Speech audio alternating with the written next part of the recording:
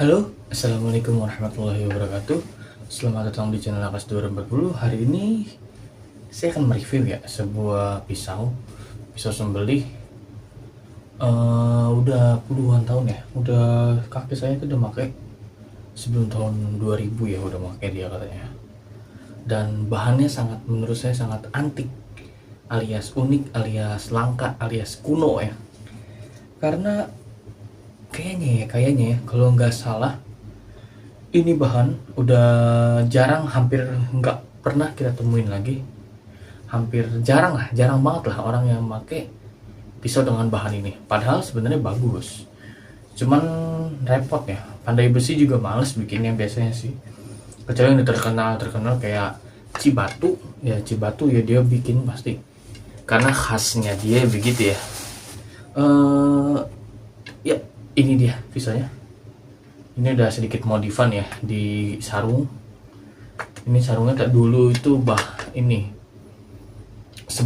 yang saya tahu ya, sebelum itu yang saya tahu dia bahannya kayak sintetis gitu lah. Terus saya ubah ke kulit, terus baru pakai kayu ini.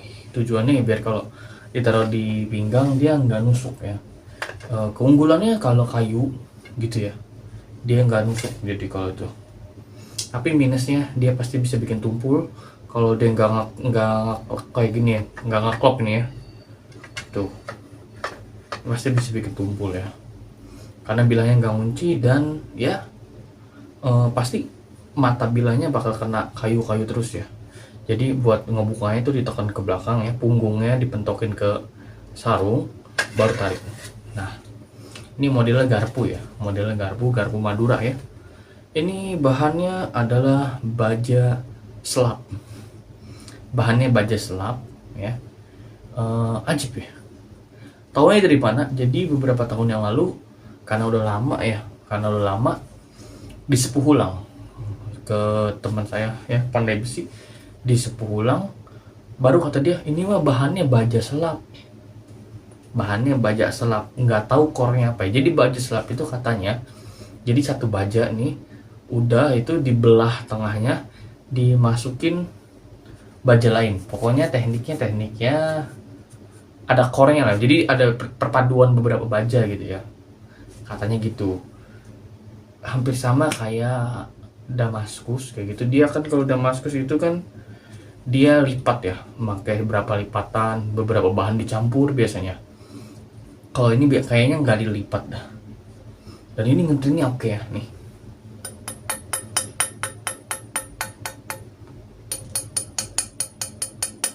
Ini nguntrinya oke banget.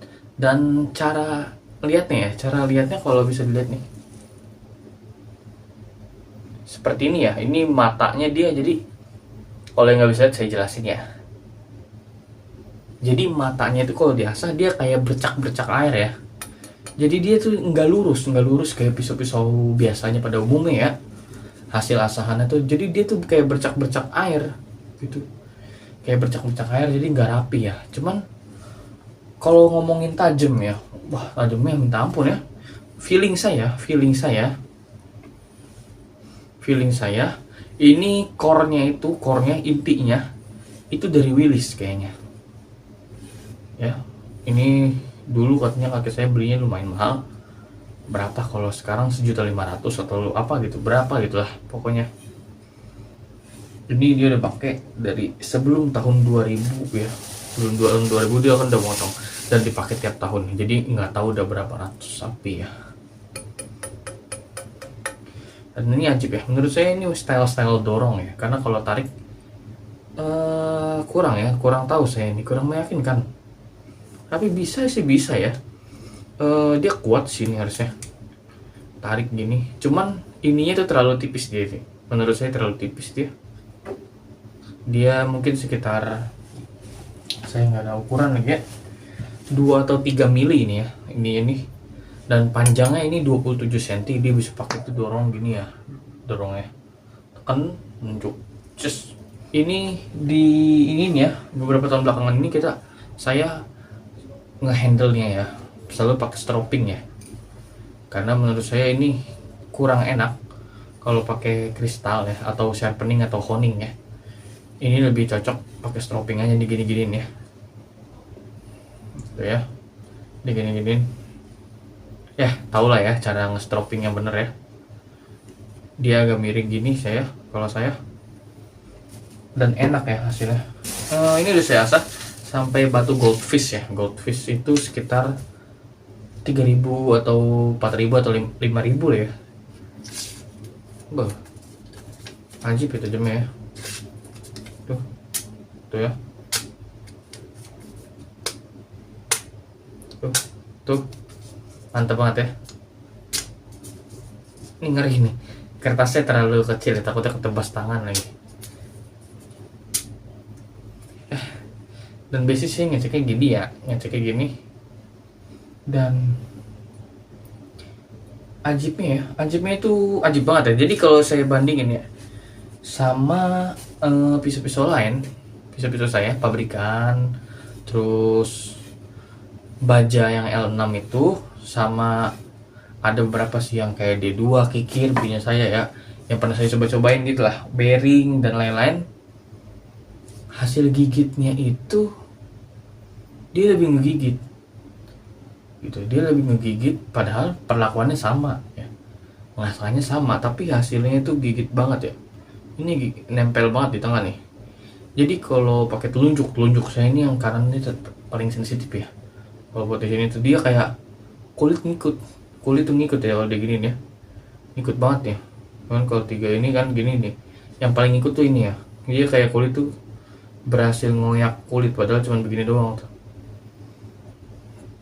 Nah ya, cuman setajam-tajamnya ya, cuman tetap aja ya, teknik dan tenaga itu di atas segalanya ya. Saya sih jujur belum pernah pakai ini, cuman kalau kakek saya pasti selalu pakai ini. Mau dibeliin pisau apapun ya, saya pernah beliin dari bahan Willis, terus pabrikan dan lain-lain ya, dia nggak pernah mau pakai gitu, pakainya ini aja gitu. Kalau buat kambing dia baru pakai cap garpu itu ya, karena ketahanannya anjir banget ya. Jadi kita tuh kalau potong ya kambing tuh ada satu tempat itu pernah tahun kemarin 133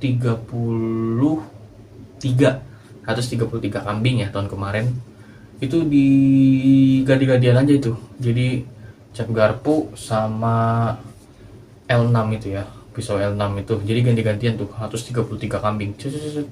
Kalau tahun ini sekitar 37 kalau nggak salah, 37 kalau nggak salah ya, kurang lebih, karena saya nggak ngitungin itu ganti-gantian cap garpu sama L6. Jadi basic kok kambing itu ya, soalnya kalau pakai ini kepanjangan ya, karena kan kita nggak tahu ya, masa tiap mau motong kan kita dulu ini domba tanduknya panjang pakai yang pendek, masa gitu. Jadi sekalian aja udah pakai yang pendek aja. Kalau ini kepanjangan ya jelas.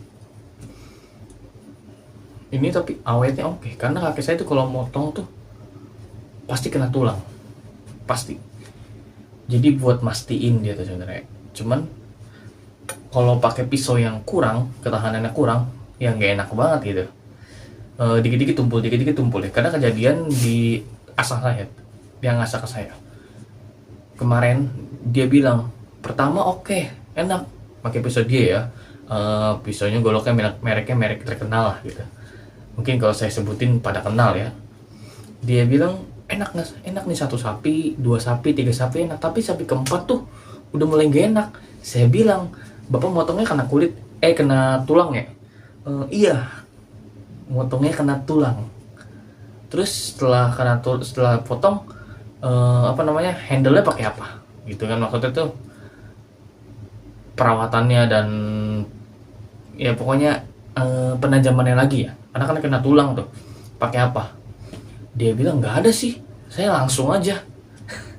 amazing gitu. Maksudnya kayak kita sebagai tukang potong minimal banget harus punya stropping. Tapi kalau udah kena tulang itu kita harus belajar mainin sharpening atau honing minimal ya, honing dah minimal dah. Jadi jangan cuma bisa motong doang, bahkan saking awam ya mungkin ya, dia nggak punya asisten. Minimal kalau kita nggak bisa sharpening atau honing, asisten kita harus bisa. Karena kalau enggak, siapa yang mau ngebalikin ketajaman itu pisaunya kalau nggak pakai sharpening atau honing ya. Dan kaki saya ya, karena udah motong dari sebelum tahun 2000 gitu, dia udah biasa pengen sharpening dan honing. Tapi belakangan ini, beberapa tahun belakangan ini, saya suruh stropping aja, main stropping. Jadi biar ketajamannya tuh enak ya. Dan dia juga nggak perlu inilah, karena udah tua ya, maklum. Takutnya kurang awas, bukan tajam malah tumpul karena matanya berbalik dan belum dibenerin gitu. Mendingan main amannya main stropping.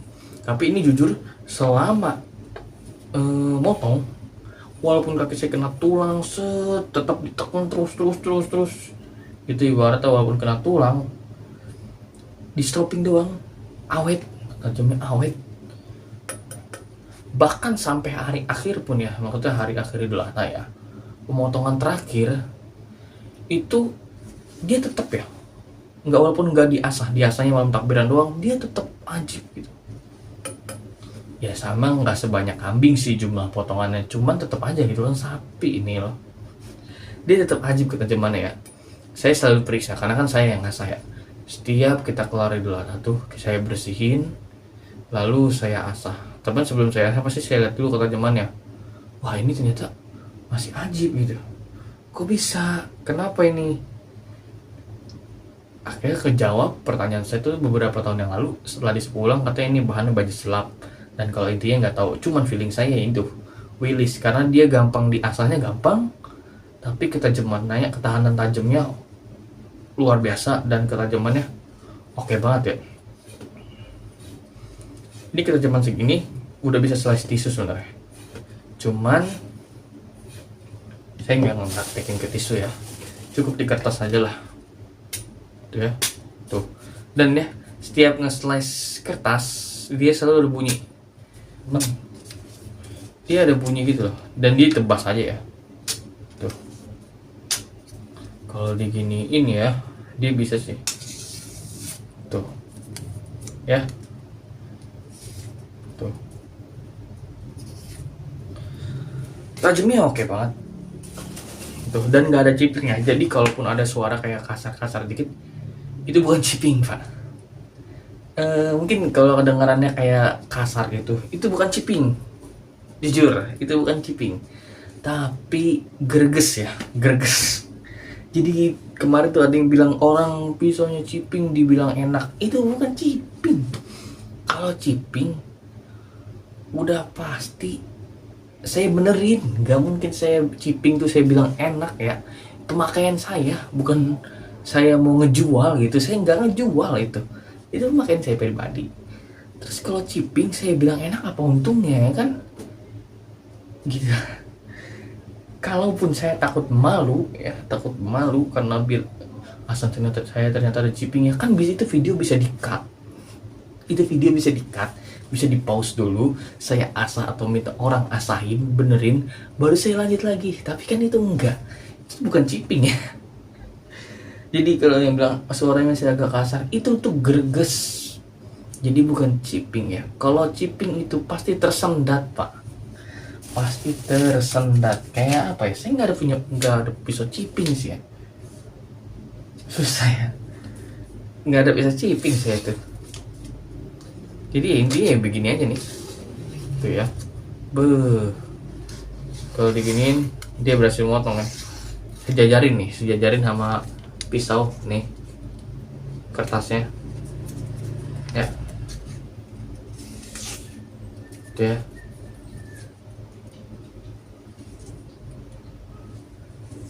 Dia bahkan bisa nyeset kertas tuh. Ya begitulah pokoknya. Dan ini menterinya enak ya, saya suka ya. Kalau dibandingin sama cap garpu, lebih ke selera ya, sebenarnya lebih ke selera.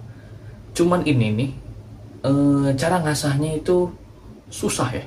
Kalau yang nggak ngerti, nggak tajam-tajam, saya jamin nggak tajam-tajam. Saya juga awalnya gitu, puyeng, ngasahnya susah. Cuma setelah saya tahu kuncinya ya enak. Intinya sih main di batu. Setelah itu jangan lupa di stropping yang agak lama ya, sering-sering di stropping kayak begini. Jadi burnya itu susah apa namanya copotnya. Jadi kerasanya tuh tumpul aja, kerasanya tuh licin aja di kulitnya gitu. Nah caranya ya itu tadi, mainin aja di stropping buat ngilangin burnya. Jangan ditekan tapi ya kalau stropping ya, ntar yang ada matanya berbalik ya. Dan ini kalau saya bilang recommended, cuman masalahnya udah jarang tukang pandai besi mau bikin kayak ginian ya, ribet ya karena ini ya antik lah kalau bisa dibilang ya. Gagangnya enak deh, dia nyesuaiin sama tangan, jadi dia nggak bulat kayak cap garpu ya, dia tuh begini bentuknya, jadi agak pipih di sini. Jadi ini gini menonjol nih, tapi ini pipih nih, ini pipih gimana ya, gini. Nah ini bisa dilihat ya, ini pipih nih. Nah ini nih, jadi dipegang buat dorong begini enak nih, ini kuat nih, tuh kuat ini ya. Tarik enak gak? Tarik enak nih, model begini tarik enak, cuman saya kurang yakin di bilahnya ya. Harusnya bisa sih, cuman kepanjangan ya, dan terlalu tipis kalau menurut saya nih dibandingin sama pabrikan. Coba Victorinox saya ya,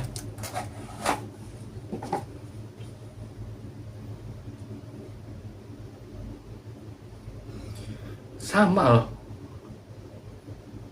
tipisnya tuh sama ya, kecuali yang di pangkal ini agak tebel dia, cuman di sini tipisnya sama sih, di sini nih, bagian sini nih, di sini sampai ke atas tuh dia sama ya. Bahkan kalau ujung sini ya, ujung sini dia lebih tipis banget ya, jauh tipisnya, tapi sama loh dia, sama ya. Dan mungkin emang ada harga ada kualitas ya, walaupun zaman dulu ya rapi loh garapannya, maksudnya dia nggak belentang-belentong. Adapun pengasahannya begini nih, itu bukan karena badannya ya, saya tahu saya tuh ini karena mata pisaunya ya, yang emang ciri khas baja selam tuh kayak gini, kayak kena air, kayak air bercak air, katanya begitu ya kata pandai besinya. Ini saya suka ya, ngenterinnya tuh enak ya. Dan di sini sih ada serut gini. Dulu saya sempat ngira ini cap garpu, cuman yang jelas bukan ya, ini cap garpu Madura. Cap garpu Madura karena kakek saya belinya sama orang Madura itu ya. Cap garpu Madura ya. Ajib ini ya. Oke. Ini panjangnya 27 cm ya. Sejengkal lebih, sejengkal saya itu 24. Sehingga segini juga sekitar 27 cm ya. Dan ini tajamnya oke banget. Untuk lebarnya ya sekitar 4 ya, 4 cm ini nih lebarnya, dan modelnya ya begini aja nih. Ciri khas orang zaman dulu ya, motongnya begini dah. Dorong di sini, nempelin kulit, dorong langsung set gitu, tarik set, dorong tarik, turunin. Jadi sini sih kena, sini kena, jadi dia dongak ya, nggak nyamping. Kalau dorong saran saya emang dongak lebih enak gitu ya, lebih enak. Apalagi kalau model-model pisau kayak orang Turki ya, bentukannya L, itu lebih enak banget ya, terlalu regang dia ikutnya. Sekarang lagi deh, kalau pada nggak percaya ya, kita stopping dulu 3 kali, 3, 1. Stropping begini bisa, cuman yang saya rasa di pisau ini dia enakan begini ya, bukan karena enak nyaman ya, jadi dia hasil ketajamannya lebih oke. Nggak tahu kenapa ya. Nih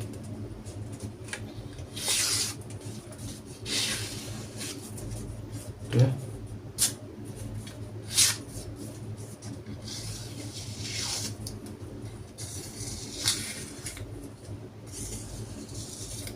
Sekali lagi kita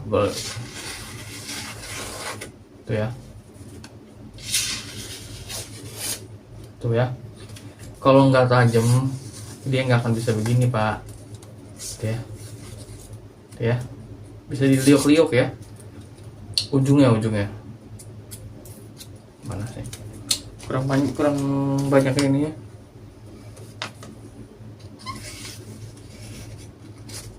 Tuh ya. Oke. Oh iya, jadi intinya gimana tentang episode ini? Intinya adalah recommended banget ya. Bagi yang apa ya, ngiler ya, yang mau nyobain, penasaran, coba cari tukang pandai yang bener-bener berpengalaman. Syukur-syukur ya ke yang udah terkenal gitu kan, kayak Cibatu gitu-gitu kan, itu terkenal ya budget slotnya. Coba dan cobain, rasain sendiri dah, enak banget sumpah. Oke, jadi model begini. Oke, siap. Kurang lebihnya mohon maaf. Assalamualaikum warahmatullahi wabarakatuh.